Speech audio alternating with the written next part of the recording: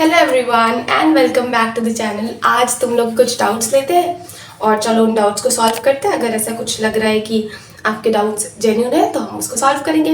देखो, सबसे पहले अगर हम बात करें तो जो मुझे सबसे पहला डाउट जो दिखा वो ये कि दी स्टेट रैंक कब आती है। तो जो स्टेट रैंक है मध्य प्रदेश की किसी भी स्टेट की, वो तब आती है जब आपका जो मतलब रजिस्ट्रेशन है वो कंप्लीट हो गया, कितने बच्चों ने अप्लाई किया उस हिसाब से स्टेट रैंक बनती है। पहला डाउट तो ये था, ठीक है। दूसरा ये था कि दी मेरा डोमिसाइल नहीं है, मेरे पापा का डोमिसाइल है। तो इसमें आपको याद रखने की चीज़ है कि अगर आपकी एज 18+ है तो डोमिसाइल आपके नाम पर बना होना चाहिए। अगर आपका एज 18 से कम है तो डोमिसाइल आपके पापा के नाम पे चल जाएगा, कोई दिक्कत नहीं है, ठीक है। दूसरा ये कि कास्ट सर्टिफिकेट कब रिन्यू होता है, तो कोई भी डॉक्यूमेंट जो आपके मतलब पर्टिकुलरली काउंसलिंग में पार्टिसिपेट करेंगे वो डॉक्यूमेंट 3 साल के अंदर के होने चाहिए तो चल जाते हैं यूजुअली, ठीक है।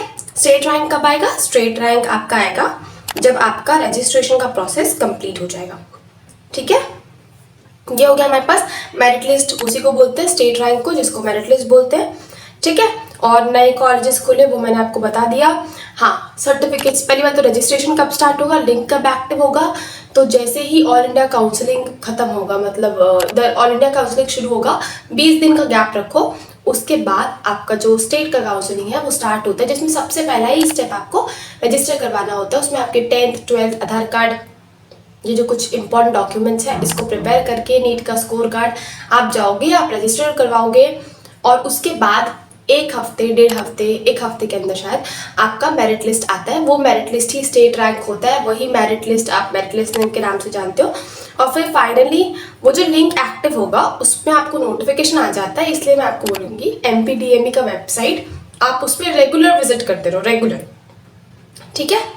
और दूसरा इंपॉर्टेंट चीज़ कि दी GS जो कोटा है उसके लिए मुझे कितने मार्क्स चाहिए, तो GS कोटा के लिए मार्क्स वाला कोई सीन नहीं है, बस इतना है कि 6 से 12 तक आपकी पढ़ाई गवर्नमेंट स्कूल में होना चाहिए, ठीक है। ये एक इम्पॉर्टेंट चीज़ हो गया। और बाकी इसके अलावा तो मुझे ऐसा कोई खास डाउट दिखा नहीं, मार्क्स वाला डाउट था, ठीक है।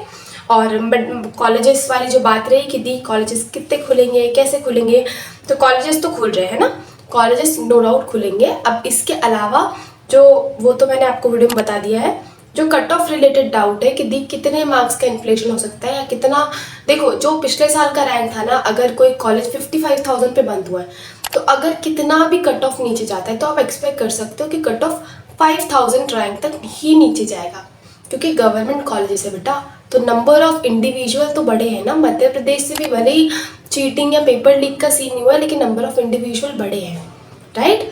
और जो बच्चा पहले 670 650 पे ऑल इंडिया जाता था वो आज स्टेट रैंक का कॉलेज लेगा, तो डेफिनेटली उससे मार्क्स इफेक्ट होगा।